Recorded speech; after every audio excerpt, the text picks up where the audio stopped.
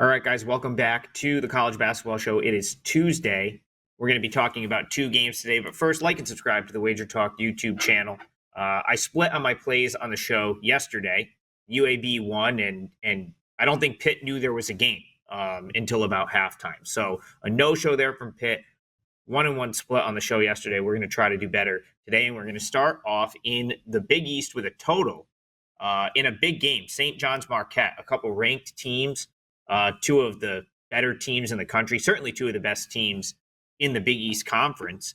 And it's a fascinating matchup that I'm going to try to kind of look at in a less conventional way. So you have two defenses here who are elite. Like St. John's, arguably the best defense in the country, like definitely one of the best defensive teams in the country. By all metrics, they're like top 5 nationally, no matter whose projections you look at, which analytics page you look at. It's a really good defensive team. And Marquette's not that far behind. Marquette rates out kind of top 15, top 20. So I think right off the bat, you're going to get this shaded toward the under by the books. And I think people are going to look and say, two elite defenses, well, this one must go under. And I actually think that this sets up really nicely for an over. And the fact that you get a number in the mid 140s is something that you would want to attack there, because I think without the shade in this area, it's probably closer to 150. Because, both defenses very good, both offenses also very solid. Like even with St. John's maybe not being as good offensively as they were last year because they can't hit a 3-point shot, they still get up and down the floor and they can get to the basket. And the same thing with Marquette. Like the one thing holding these two teams back from being super elite offenses is the 3-point shot. Neither shoot it particularly well. But what does that tell you here? Like the way I look at this game plan for both of these coaches, I think they're going to look at the other team and say, we have to beat this team down the floor and we have to score in transition, because we cannot get into a scenario where we're trying to run half-court offense against an elite defense, and then we settle for a 3, which we can't make anyway. The good news for both of these teams is they're both very good at playing fast. Both want to play a faster pace.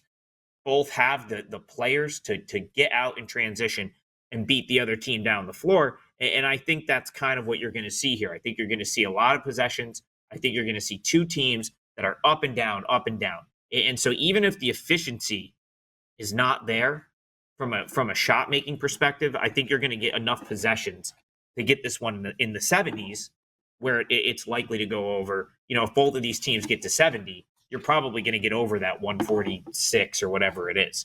If you look at Marquette in Big East play, I do think that they benefited slightly from a favorable schedule, meaning, they haven't really gotten to the top of the Big East yet in terms of like games against. This is their first meeting with St. John's.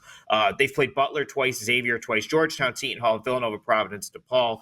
And then you look at the two games that were against the other sort of top 4. So the top 4 right now in this league: Marquette, St. John's, Creighton, and UConn. And you look at those games, like there was 150 points in the Creighton game. And UConn over the weekend just shot 59% against Marquette, 59.5% from the field for UConn over the weekend. You go back to non-conference where Marquette was playing like some elite opposition: 152 in the Maryland game, 149 in the Georgia game, 151 in the Iowa State game, 162 in the Wisconsin game. So I feel like when Marquette plays better opposition that can score, they are going to give up points, and maybe their defensive rating is slightly inflated. So what I'm looking for here is a game with a lot of transition, a lot of quick possessions, teams trying to beat the other team up and down the floor. And I think that probably gets you over the total. So over 146 in this Marquette and St. John's game is the way I'm looking there. And if you want the way I'm looking on Tuesday's card, I'm pretty much giving the whole thing out for $5. What does that mean? It's $5 Tuesday at WagerTalk. I will have my best bet up for sale on the page, on my page, wt.buzz/AT.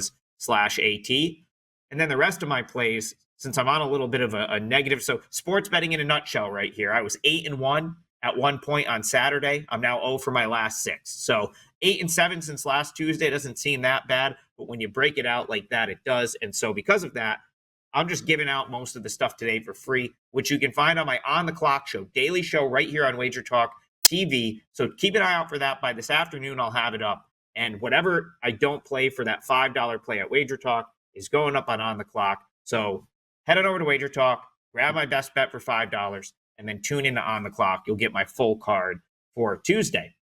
All right, let's head to the SEC.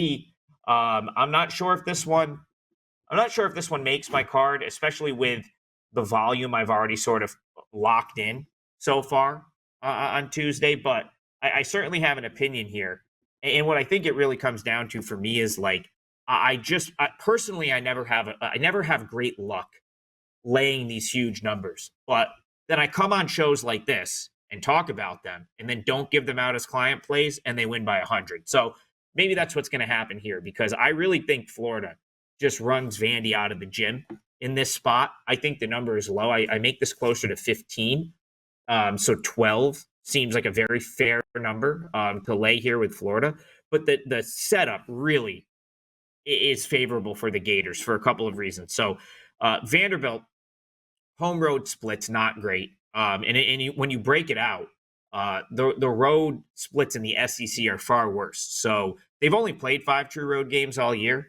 One of those wins was non-conference play against a bad Virginia Tech team, and then early in conference play against an LSU team that I believe is 1-7 in conference play. And Vandy was actually favored in that game at LSU. So if you look at the 3 teams Vanderbilt's played on the road that's comparable to Florida in SEC play, it's Missouri, Alabama, Oklahoma. And Vanderbilt lost those games by 9, 16, and 30, respectively, with that 30-point loss occurring over the weekend to the Sooners.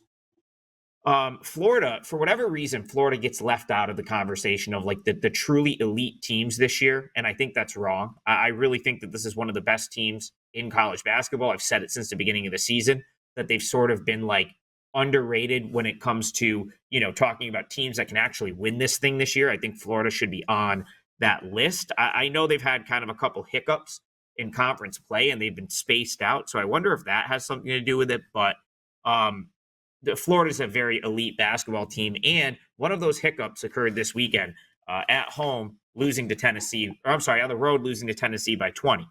Now, I don't know what you want to really read into that. Like, Florida beat Tennessee by 30 in Gainesville earlier this season. So not really concerned about the loss. And if you wanted to talk about Florida off a loss for a second, it's only happened 2 other times.